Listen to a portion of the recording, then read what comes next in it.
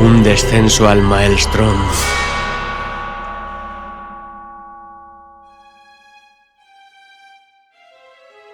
Los caminos de Dios en la naturaleza, como en la providencia, no son como los nuestros, ni los modelos que formulamos son proporcionales en modo alguno a la inmensidad, profundidad e inescrutables de sus obras, que tienen una profundidad mayor que el pozo de Demócrito.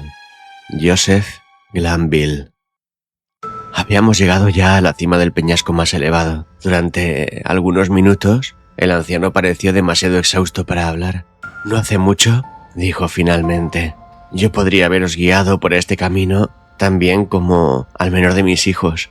Pero hace unos 3 años me ocurrió un acontecimiento como nunca le había ocurrido a un hombre mortal, o al menos ningún hombre sobrevivió para contarlo. Y las 6 horas de terror mortal que soporté entonces me destrozaron el cuerpo y el alma. Usted supone que soy un hombre muy viejo, pero no lo soy. Me llevó menos de un día a cambiar estos pelos del negro azabache al blanco, debilitar mis miembros y debilitar mis nervios, de modo que tiemblo al menor esfuerzo y me espanto ante una sombra. ¿Sabes que apenas puedo mirar por encima de este pequeño acantilado sin marearme? El pequeño acantilado en cuyo borde se había arrojado tan descuidadamente para descansar, de forma que la parte más pesada de su cuerpo colgaba sobre él, mientras que solo le impedía caer la sujeción del codo en su borde extremo y resbaladizo. Pequeño acantilado era, en realidad, un precipicio escarpado y sin obstáculos de roca negra y brillante, a unos 500 o 1600 pies del mundo de riscos que había debajo de nosotros. Nada me habría tentado a acercarme a media docena de metros de su borde. En verdad, estaba tan profundamente excitado por la peligrosa posición de mi compañero que caí cuán largo era al suelo. Me aferré a los arbustos que me rodeaban y ni siquiera me atreví a mirar hacia el cielo, mientras luchaba en vano por despojar de mí la idea de que los cimientos mismos de la montaña estaban en peligro por la furia de los vientos. Pasó mucho tiempo antes de que pudiera reunir el valor suficiente para sentarme y mirar a lo lejos. «Debéis desprenderos de esas fantasías», decía el guía, «porque os he traído aquí para que podáis gozar del mejor punto de vista, por apreciar el suceso a que antes hice alusión, y referiros la historia completa mientras contempláis el paraje a que se refiere. Nos encontramos», continuó con aquella peculiar manera que le distinguía, «nos encontramos muy cerca de la costa noruega, a los 68 grados de latitud, en la gran provincia de Nordland y en el funesto distrito de Lofoden. La montaña sobre cuya cima nos encontramos es el Seggen, la nebulosa. Ahora, alzaos un poco, cogeos de la hierba, si os sentís mareado así, y mirad el mar detrás de la zona de vapor que nos rodea». Miré, aturdido, y pude contemplar una ancha extensión del océano, cuyas aguas tenían tal color de tinta que me hizo recordar inmediatamente los relatos del Mare Tenebrarum del geógrafo Nubio. La mente humana no podría concebir paisaje más desolado.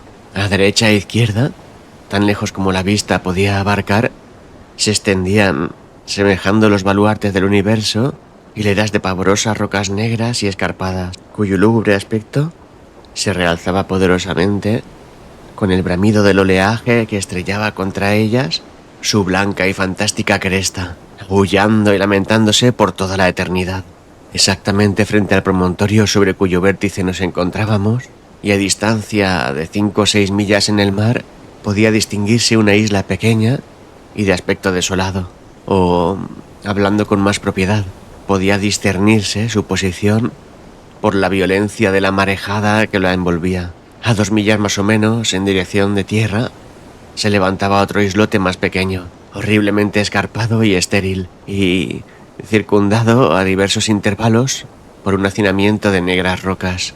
La apariencia del océano en el espacio entre la isla más lejana y la costa tenía algo muy inusual, aunque en aquel momento soplaba hacia tierra un vendaval tan fuerte que un bergantín que se encontraba en lo remoto de la costa se encontraba bajo una vela de doble rizo y constantemente hundía todo su casco fuera de la vista. Aquí no había nada parecido a un oleaje regular, pero solo un breve, rápido y furioso chorro cruzado de agua en todas direcciones, tanto contra el viento como contra cualquier otra cosa. Había poca espuma excepto en las inmediaciones de las rocas. La isla que se ve en la distancia, resumió el anciano, es llamada Bur por los noruegos. La otra, a mitad del camino, es Moskoe. Aquella, a 1 milla al norte, Baren. Más lejos está Islesen, Hotholm, Keislem, Suarvem, Bukom. Más allá todavía entre Moscow y Bur se encuentran Otterholm, Limen, Sandflen y Stockholm. Estos son los verdaderos nombres de las islas, pero la razón por la cual se haya pensado en denominarlas todas es cosa que vos no podréis comprender ni la comprendo yo tampoco. ¿Oís algo ahora? ¿Notáis algún cambio en el agua? Haría 10 minutos, más o menos, que nos encontrábamos en lo alto de la roca Helsegen, hasta donde habíamos subido por el interior de Lofoden, de manera que no pudimos ver el mar hasta que se ofreció de un golpe a nuestros ojos desde el ápice. En tanto que el viejo hablaba, advertía yo un fuerte ruido que iba en aumento, semejante al estruendo de un enorme rebaño de búfalos en alguna pradera americana, notando al mismo tiempo que el movimiento que los marinos denominaban el escarceo del océano se convertía rápidamente a nuestra vista en una corriente que se dirigía al este. Ante mis propios ojos adquiría esta corriente monstruosa velocidad. Cada minuto aumentaba su rapidez, su impetuosa precipitación.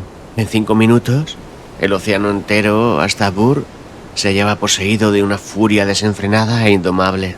Pero, sobre todo entre Moscow y la costa, dominaba el tumulto mayor. Allí el vasto lecho de las aguas se hendía y se rasgaba en 1000 canales divergentes. Estaba repentinamente en convulsión frenética, hinchándose, hirviendo, silbando, girando en vórtices gigantescos e innumerables y precipitándose en remolinos hacia el este con rapidez que jamás asume el agua, excepto en caídas torrenciales. En algunos minutos se presentó un cambio radical en la escena. La superficie general se niveló algo más. Desaparecieron los remolinos uno a uno, mientras se marcaban rayas prodigiosas de espuma donde nada se veía un momento antes. Estas rayas, al fin, extendiéndose a gran distancia, entraron a su vez en el movimiento giratorio de los remolinos desaparecidos y formaron la base de un vórtice mucho más vasto. Súbitamente, muy de súbito, todo aquello tomó vida definitiva y distinta en un circuito de más de 1 milla de diámetro. El extremo del remolino se marcaba por una ancha faja de brillante espuma, pero ni una sola partícula se deslizaba entre las fauces del terrorífico cañón cuyo interior, hasta donde la mirada podía sondear, era un muro de agua liso, negro y brillante, inclinándose sobre el horizonte en un ángulo de 45 grados, más o menos, girando vertiginosamente en redondo con movimiento ondulatorio y circular y lanzando a los aires una voz pavorosa, mitad alarido, mitad bramido, tal que ni la potente catarata del Niágara levanta jamás al cielo en su agonía. La montaña temblaba hasta su base y la roca se bamboleaba. Me arrojé de cara contra el suelo, agarrándome a las escasas hierbas, en el exceso de mi agitación nerviosa. Esto, dije al cabo al anciano, esto no puede ser otra cosa que el gran remolino de Maelstrom. Así le llaman a veces, respondió él. Nosotros los noruegos le llamamos Moskowstrom, por la isla que está a mitad de su camino. Los relatos ordinarios respecto de este vórtice no me habían preparado para lo que presenciaba. El de Jonas Ramus, quizá el más detallado entre todos, no procura la concepción más débil de la magnificencia y horror de la escena, ni de la intensa y asombrosa sensación de novela que confunde al observador. No estoy seguro del punto desde donde presenció el espectáculo el autor aludido, ni del momento en que aquello se realizó, pero seguramente no ha sido desde el pico del Helsegen, ni durante una tempestad. Hay, sin embargo, ciertos pasajes en su descripción que pueden citarse en razón de los detalles, aunque su efecto sea excesivamente atenuado para dar la impresión de esta escena. Entre Lofoden y Moskoe, dice el escritor mencionado, la profundidad del agua es de 36 a 40 brazas, pero del otro lado, hacia Verburg, esta profundidad disminuye hasta el punto de no permitir el paso de un buque sin que corra el riesgo de estrellarse contra las rocas, lo cual sucede aún en el momento de mayor calma, a la hora del flujo. La corriente barre la zona comprendida entre Lofoden y Moskoe con rapidez tumultuosa, pero el estruendo de su impetuoso reflujo hacia el mar podría apenas igualarse por la más retumbante y temible catarata. Escuchándose este ruido a muchas leguas a la redonda, y siendo el vórtice o remolino tan vasto y tan profundo que si algún buque entrara dentro de su radio de acción, sería cogido inevitablemente y arrastrado hasta el fondo, destrozándose allí contra las rocas. Podría verse los fragmentos arrojados de nuevo a la playa al volver de la marea. Pero estos intervalos de tranquilidad tienen lugar solamente en el buen tiempo y a la vuelta del flujo y el reflujo. Y a la vuelta del flujo y del reflujo, prolongándose alrededor de un cuarto de hora, después de cuyo tiempo se presenta de nuevo gradualmente la violencia del fenómeno. Cuando la corriente es más tumultuosa y su furia aumenta con alguna tempestad, es peligroso encontrarse dentro de una milla en aguas de Noruega. Barcas, yates y buques del mayor calado se han visto arrastrados por falta de cautela para mantenerse lejos de su atracción.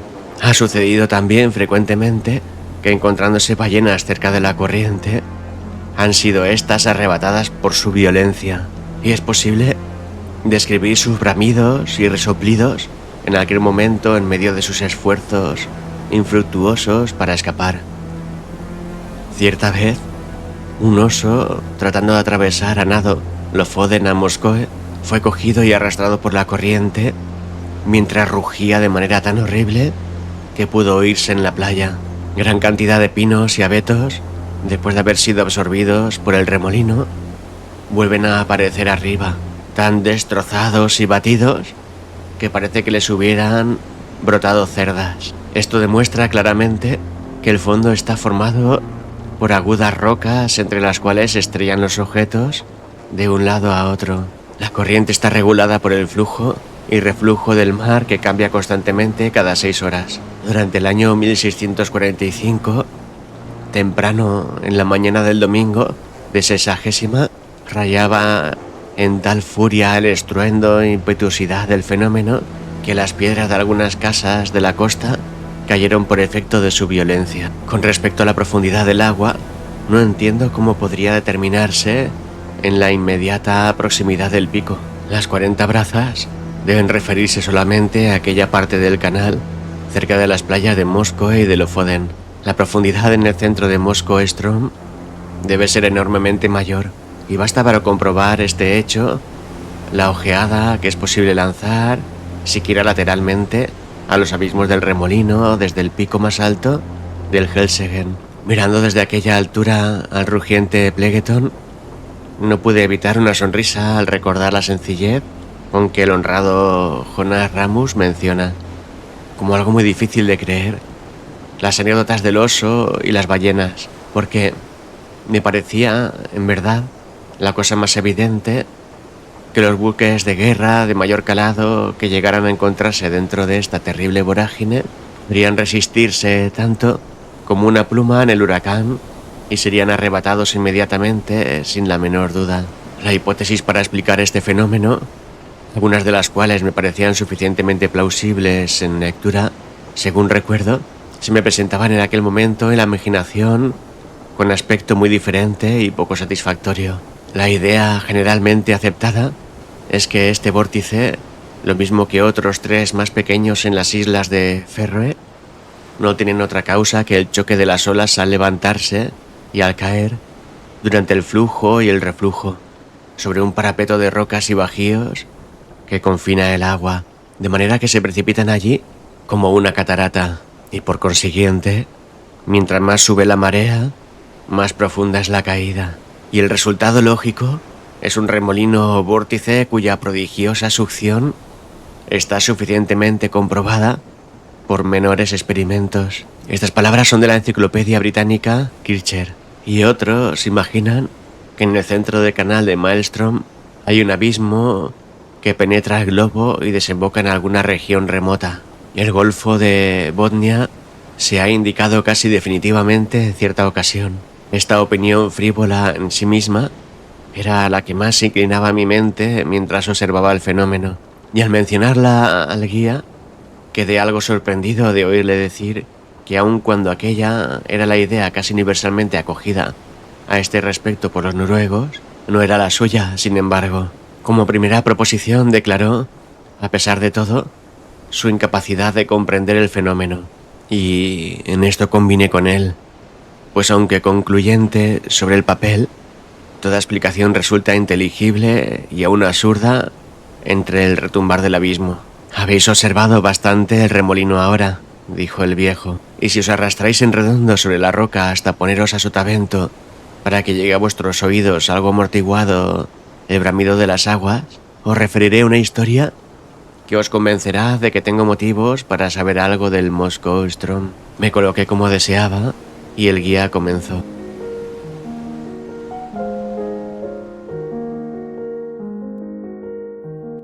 Poseía yo, en compañía de mis 2 hermanos, una embarcación pequeña, aparejada en goleta, con capacidad de 70 toneladas más o menos, en la cual teníamos la costumbre de ir a pescar entre los islotes que quedan más allá del Moscoe, cerca de Bur. En todas las corrientes violentas del océano se encuentra buena pesca, siempre que se tenga el valor suficiente para ir a buscarla. Pero entre todos los mozos de la costa de Lofoten, éramos nosotros los únicos que salíamos regularmente a pescar a las islas. Como os he dicho, el sitio acostumbrado por los pescadores está mucho más lejos, allá abajo, hacia el sur. Allí se encuentra pesca a todas horas sin gran peligro, y es por consiguiente el lugar preferido. Sin embargo, los sitios elegidos por nosotros, aquí entre las rocas, ofrecían no solo la más delicada variedad de pesca, sino en mucha mayor abundancia, de manera que frecuentemente conseguíamos en un solo día lo que otros más tímidos en el oficio no podían reunir en toda una semana. En verdad, esto representaba para nosotros una especulación desesperada, en el que el riesgo de la vida era la labor y el ánimo respondía como capital. Guardábamos la goleta en una ensenada a 5 millas más arriba de la costa respecto del lugar en que nos encontrábamos, y durante el buen tiempo solíamos aprovechar los 15 minutos de calma para atravesar el canal principal de Moscow Strom, muy lejos del vórtice, y ponernos luego al ancla allá por Otterham o Senfeld, donde el reflujo no es tan violento como en otras partes. Acostumbrábamos quedarnos allí hasta que se aproximaba el momento de la nueva marea, que teníamos en cuenta para regresar. Nunca salíamos a esta clase de expediciones sin contar con el viento firme para el regreso, viento que estuviéramos seguros no había de fallar, y rara vez nos equivocamos en este punto. 2 veces solamente en 6 años nos vimos obligados a pasar toda la noche al ancla a causa de calmachicha, lo que es raro en verdad en estos parajes, y otra vez tuvimos que quedarnos en aquellos sitios muertos de hambre casi una semana debido a un viento huracanado que comenzó a soplar poco después de nuestro arribo y que ponía el canal demasiado tempestuoso para pensar en atravesarlo. En aquella ocasión hubiéramos sido arrebatados por el mar a pesar de todo, pues los remolinos nos arrastraban en redondo con tal violencia que hubimos de encepar el ancla y comenzar a rastrearla, hasta que, afortunadamente, entramos en una de las innumerables corrientes atravesadas que se encuentran hoy aquí, mañana allí, la cual nos arrastró a sotavento del Flimen, donde pudimos abordar.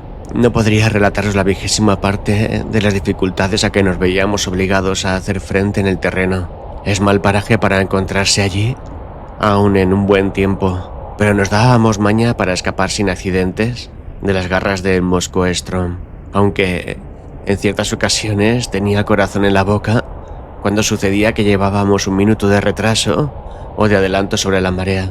A veces el viento no era tan fuerte al partir como lo habíamos calculado, y entonces avanzábamos menos de lo que habríamos deseado, mientras la corriente hacía ingobernable la embarcación. Mi hermano mayor tenía un hijo de 18 años, y por mi parte tenía yo otros 2 robustos mozos. Ellos nos habrían ayudado muchísimo en algunas ocasiones para manejar los remos y luego para pescar, pero aun cuando nosotros nos arriesgábamos voluntariamente, no teníamos alma de poner en peligro a los muchachos porque, hay que decirlo de una vez, el peligro era terrible. Esta es la verdad. Dentro de pocos días se cumplirán 3 años desde que sucedió lo que voy a relataros. Era el 10 de agosto de 1800, día que la gente de este lado del mundo jamás olvidará, porque se desató el huracán más formidable que jamás envió el cielo.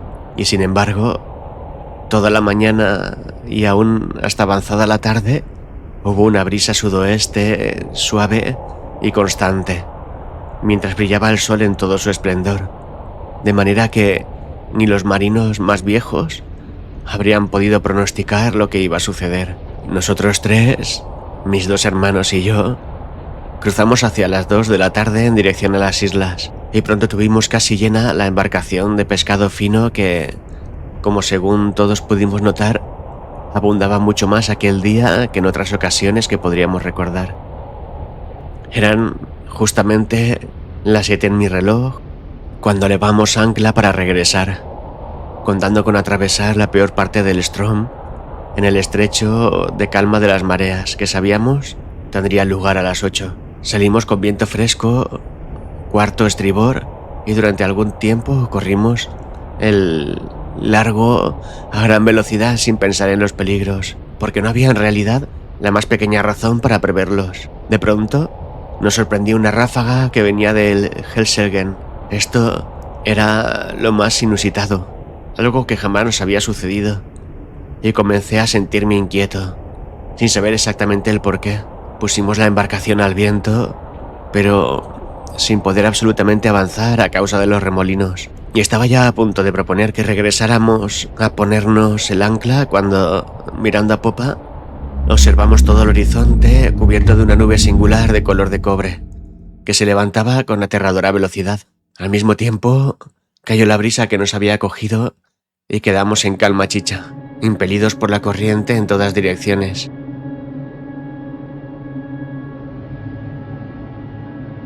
Este estado de cosas no duró, sin embargo, lo suficiente para dejarnos tiempo de meditar. En menos de 1 minuto, la borrasca estaba sobre nuestras cabezas. En menos de 2, el cielo se encapotó completamente. Y con esto y la espuma que volaba, el cielo se volvió súbitamente tan oscuro que no podíamos vernos unos a otros en el barco. Sería una locura intentar describir huracán tal como el que se desencadenó aquel día.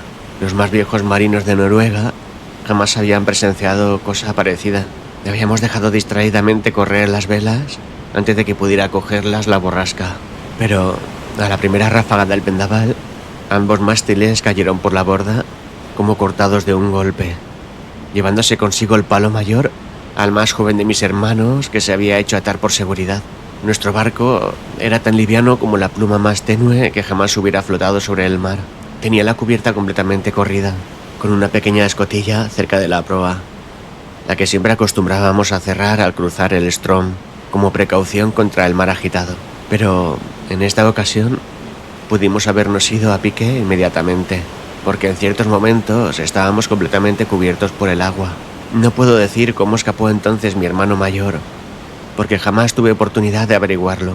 En cuanto a mí, tan pronto como nos armamos al trinquete, me tendí de plano sobre la cubierta con los pies en la estrecha regala de la borda del combés de proa y apretando con las manos una argolla que había cerca del palo de trinquete. Simplemente el instinto me empujó a realizar todo esto, que indudablemente era lo mejor que podía hacer, pues estaba demasiado trastornado para pensar. Por momentos estábamos completamente inundados, como decía, y todo ese tiempo retenía yo el aliento sujetándome en la argolla. Cuando no pude resistir más, me levanté sobre la rodilla sosteniéndome siempre con las manos, y así logré aclarar un poco mis ideas. En este momento, nuestra pequeña embarcación daba una sacudida, exactamente como un perro cuando sale del agua, librándose así, en cierto modo, de las olas. Hacía yo esfuerzos por salir del estupor que me había dominado y determinar lo que podríamos hacer, cuando sentí que alguien me cogía del brazo. Era mi hermano mayor, y mi corazón saltó de alegría porque estaba seguro de que había perecido entre las olas. Pero enseguida toda mi alegría se convirtió en horror porque él, poniendo su boca sobre mi oído, gritó la sola palabra: «Moscow Ström». Nadie puede comprender lo que sentí en ese momento. Me estremecí de pies a cabeza como si padeciera un violento acceso de calentura. Sabía bien lo que él quería decir con esta sola palabra. Sabía bien lo que él trataba de hacerme comprender. Con el viento que nos empujaba, íbamos directamente hacia el remolino del Ström. Y nada podía salvarnos. Como bien comprenderéis, para cruzar el canal del Ström, tomábamos el camino muy arriba del remolino, aún en tiempo tranquilo, y luego aguardábamos y espiábamos cuidadosamente la marea. Pero ahora íbamos impelidos derechamente al abismo, a merced de semejante huracán. Es posible, pensé, que lleguemos allí justamente en el intermedio de las mareas, y entonces habrá alguna esperanza.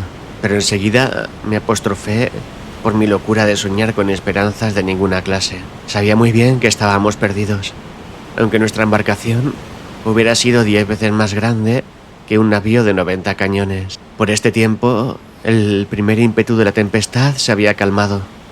O quizá no lo sentíamos tanto porque corríamos delante de ella. Pero, en todo caso, las aguas que al principio se mantenían bajas por el viento y continuaban planas y espumantes, se levantaban ahora tan altas como montañas. Un cambio singular se mostraba también en el cielo.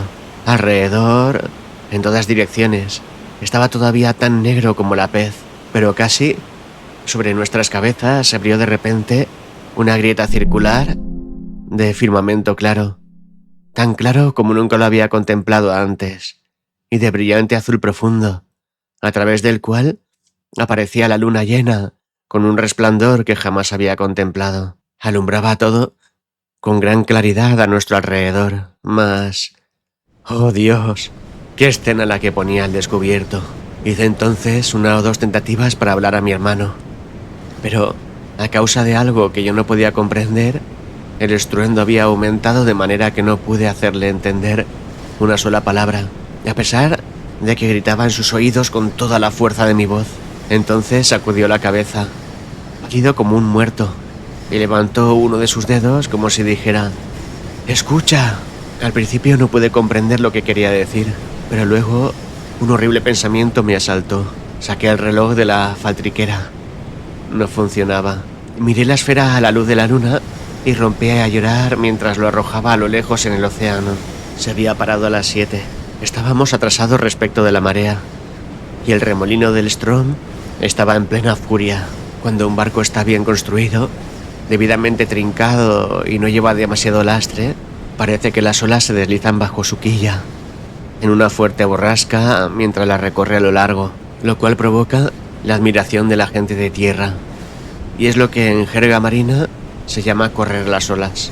Bien, hasta entonces habíamos corrido el mar con bastante habilidad, pero en aquel momento nos cogió un gigantesco golpe de agua exactamente bajo la bovedilla y nos arrebató conforme se elevaba, arriba, arriba, como si fuera a llegar hasta las nubes. Jamás hubiera creído que una ola pudiera levantarse a tal altura.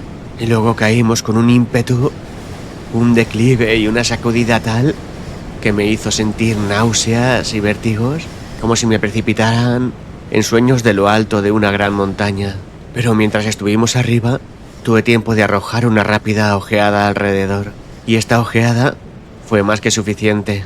Comprendí en un momento nuestra posición exacta. El abismo del Moscow Ström se encontraba a 1/4 de milla de distancia, pero era tan semejante en aquellos momentos al Moscow Ström de todos los días como puede asemejarse el remolino que veis ahora a un simple canal de molino. Si no hubiera sabido dónde estábamos y lo que nos esperaba, no habría reconocido el lugar. Tal y como estaban las cosas, cerré los ojos involuntariamente por el horror. Mis párpados se apretaron uno contra otro como en un espasmo. No habrían transcurrido más de 2 minutos cuando sentimos mansarse las olas súbitamente y nos encontramos envueltos en espuma. El barco dio media vuelta cerrada sobre babor y se disparó como un rayo en su nueva dirección.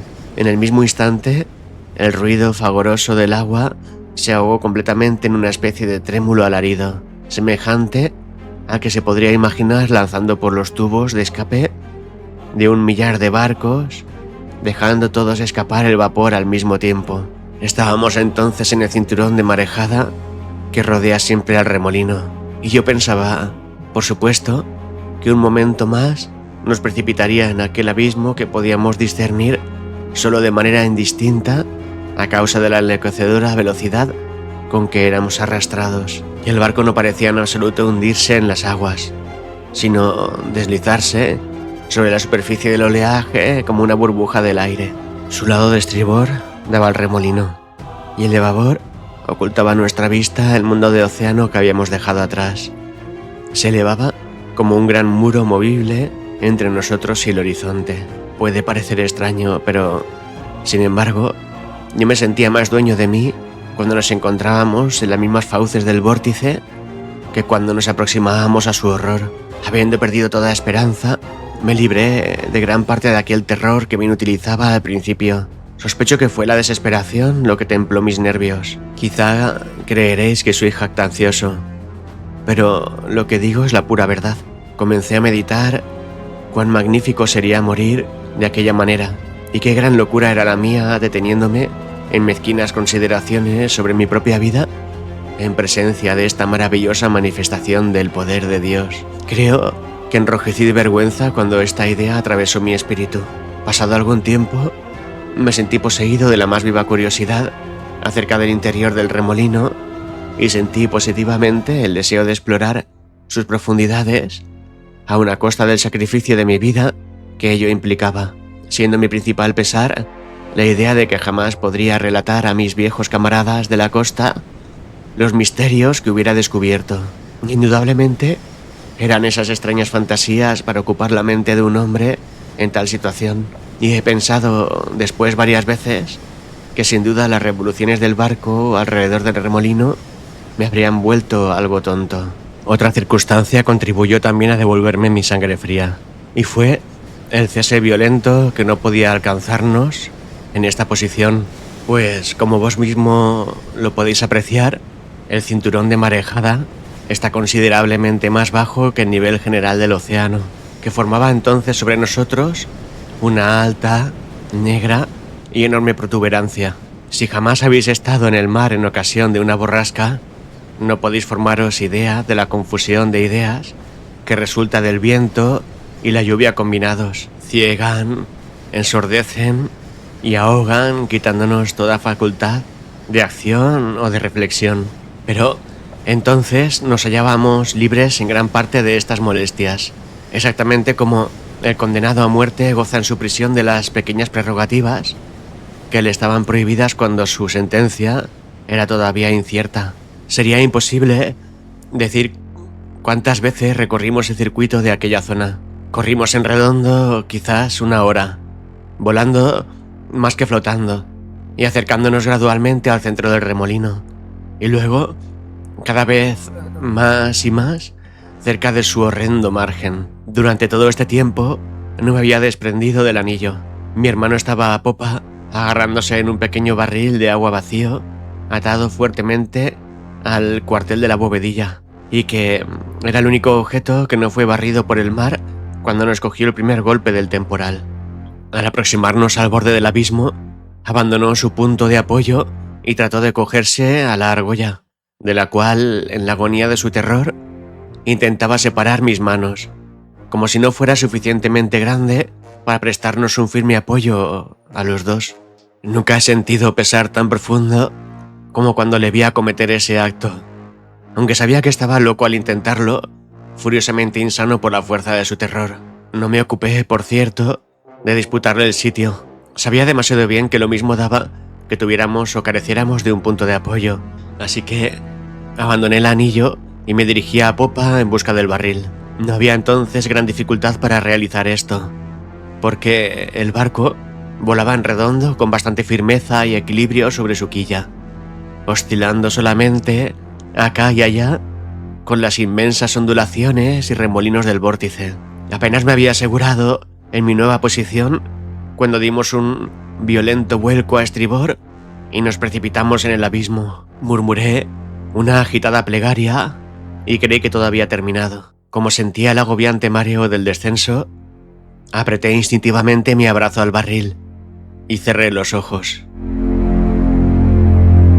Durante algunos segundos no me atreví a abrirlos, esperando la destrucción instantánea, y me maravillaba de no sentirme ya en lucha mortal dentro del agua. Pero transcurrió un momento, luego otro. Vivía todavía. La sensación de caída había cesado, y el movimiento del buque se parecía mucho al anterior, como cuando nos encontrábamos en el cinturón de marejada, con la diferencia de que ahora se notaba más tendido. Cobré valor y contemplé otra vez la escena. Nunca olvidaré la sensación de espanto, de horror y admiración con la cual miraba alrededor. El barco parecía colgado, como por arte de magia, a media altura sobre el interior de un canal de vasta circunferencia y maravillosa profundidad, cuyos costados perfectamente lisos podían haberse confundido con el ébano, de no ser por la rapidez vertiginosa con que giraban en redondo y por el fantástico y radiante esplendor que despedían a los rayos de la luna llena, los cuales, desde aquella abertura circular entre las nubes que antes he descrito, bañaban en un torrente de gloria dorada los negros muros, yendo a perderse entre las más remotas profundidades del abismo. Al principio estaba demasiado confuso para observar nada con atención. El despliegue general de aterradora grandeza era todo lo que podía percibir. Cuando me recobré un poco, sin embargo, mis miradas se dirigieron instintivamente hacia abajo. En aquella dirección me era posible obtener una perspectiva libre por la posición en que se encontraba la goleta sobre la superficie inclinada del vórtice. El barco se mantenía casi recto sobre su quilla, es decir, la cubierta estaba en plano paralelo con el agua, pero con una inclinación de más de 45 grados, de manera que parecíamos acostados sobre la extremidad de nuestros baos. No pude menos de observar que, a pesar de todo, apenas tenía mayor dificultad para mantenerme en pie y caminar en esta posición que si hubiéramos estado en un plano horizontal, lo que era debido, supongo, a la velocidad de nuestras revoluciones. Los rayos de la luna parecían penetrar hasta el mismo seno del profundo golfo, pero no pude ver nada distintamente a causa de la espesa lluvia en que todo estaba envuelto, y sobre la cual se tendía un magnífico arco iris, semejando el estrecho y vacilante puente que, según aseguraban los musulmanes, es la única vía entre el tiempo y la eternidad. Esta lluvia o rocío era ocasionada indudablemente por el choque de los grandes muros al confundirse en el fondo, pero no me atrevo a describir el alarido que brotaba hasta los cielos desde el centro de aquella profundidad. Nuestro primer salto en el abismo desde la zona espumosa arriba nos llevó a gran distancia a la pendiente, pero el descenso posterior no seguía la misma proporción absolutamente. Girábamos y girábamos en redondo, no con movimiento uniforme, sino en vertiginosas sacudidas y oscilaciones que nos arrojaban a veces solamente unas 50 yardas, mientras nos hacían otras recorrer casi todo el circuito del remolino. Nuestro progreso hacia abajo en cada revolución era lento y sin embargo perfectamente perceptible. Mirando alrededor sobre la vasta amplitud del líquido color de ébano que nos sostenía, pude notar que nuestro barco no era el único objeto que flotaba en el ámbito del torbellino. Encima y debajo de nosotros se alcanzaba a ver fragmentos de buques, grandes masas de maderaje y troncos de árboles, con muchos otros pequeños artículos como piezas de mueblería, cajas destrozadas, barriles y duelas. He aludido antes a la extraordinaria curiosidad que me había asaltado en lugar de mis terrores primitivos. Parecía aumentar esta en mí a medida que se aproximaba más y más mi fatal sentencia. Comencé entonces a observar con extraño interés los numerosos objetos que flotaban en nuestra compañía. Debo haber sufrido un delirio, porque hasta encontraba distracción en calcular la velocidad relativa de su variado descenso hacia el espumante fondo. Este abeto me sorprendí diciendo una vez: será ciertamente el primero que dé el gran salto y desaparezca, quedando luego desconcertado al ver que los despojos de un buque mercante holandés le tomaban la delantera y se sumergían primero. Al fin, después de varios cálculos de esta naturaleza y de advertir que me engañaba en todos ellos, de hecho, el hecho repetido de mi invariable error me inspiró una serie de ideas que hicieron nuevamente temblar mis miembros y batir con pesadez mi corazón. No era un nuevo terror lo que así me afectaba, sino al contrario, la aurora de una incipiente y alentadora esperanza. Esta esperanza brotó en parte del recuerdo de lo que en otras ocasiones había presenciado y en parte de la observación del momento. Rememoré que gran cantidad del material flotante regado en la costa de Lofoten había sido absorbido y vuelto a arrojar por el Moskoe Ström. En su mayor parte estaban aquellos despojos horriblemente destrozados, tan aplastados y ásperos que tenían solamente la apariencia de un montón de astillas. Pero recordé también que había algunos que no estaban desfigurados en absoluto. Luego, no había que atribuir esta diferencia a menos que se supusiera que los fragmentos destrozados eran los únicos que habían sido completamente absorbidos, y que los otros, sea por haber entrado al torbellino en un periodo avanzado de la marea o por cualquier otra razón, habían descendido tan lentamente después de su absorción que no llegaron al fondo antes del momento en que cambiara la corriente del flujo o del reflujo, según las circunstancias. Concebí, por último, la posibilidad de que hubieran sido devueltos de esta manera por el remolino hasta el nivel del océano, sin sufrir la suerte de los que entraron primero o fueron absorbidos con mayor rapidez. Hice además 3 importantes observaciones. La primera fue que, por regla general, cuanto más grandes eran los cuerpos, más rápido era su descenso. La segunda, que entre masas de igual volumen, una esférica y otra de cualquier otra forma, la superioridad de velocidad para descender correspondía a la esférica. Y tercera, que entre 2 cuerpos de igual tamaño, uno de ellos cilíndrico y el otro de cualquier otra forma, el cilíndrico era absorbido más lentamente. Desde mi salvamento, he tenido varias conversaciones sobre este tema con un viejo maestro de escuela del distrito, y supe por él lo que significaban las palabras esférico y cilíndrico.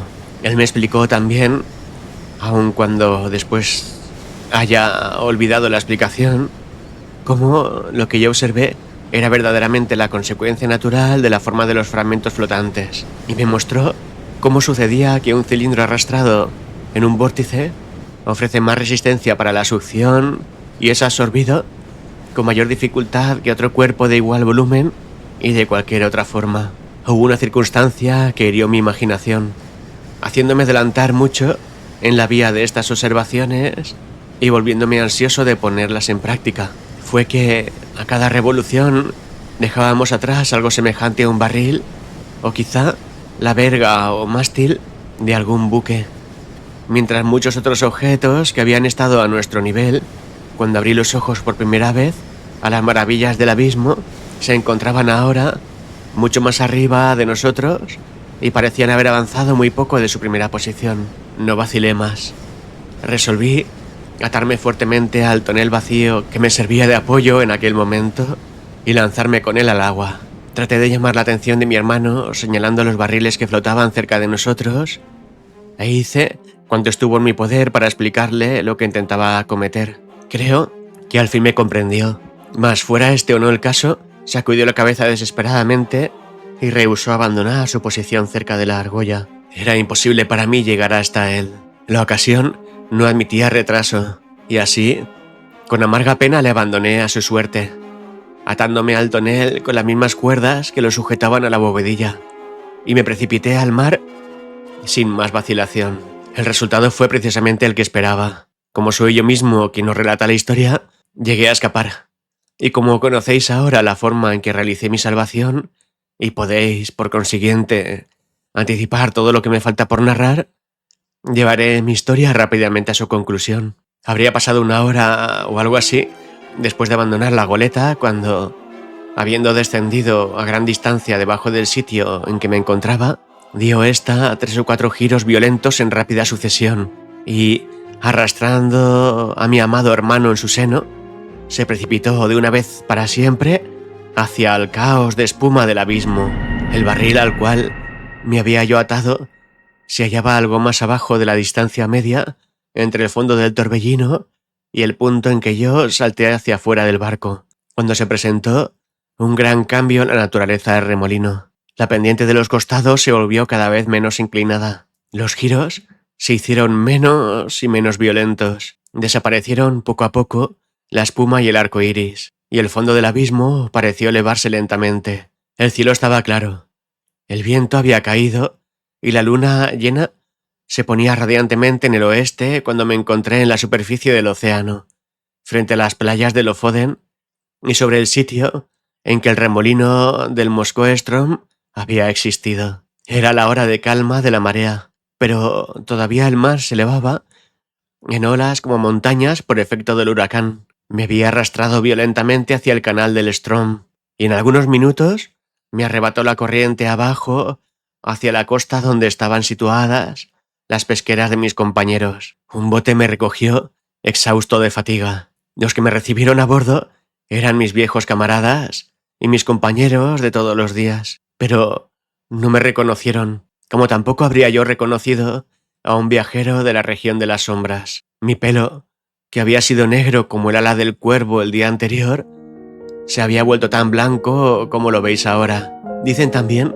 que ha variado toda la expresión de mi fisonomía. Les referí mi historia. No la creyeron. Ahora os la relato a vos, sin esperanza de que le prestéis mayor fe de la que acostumbran a otorgarle los alegres pescadores de Lofoden.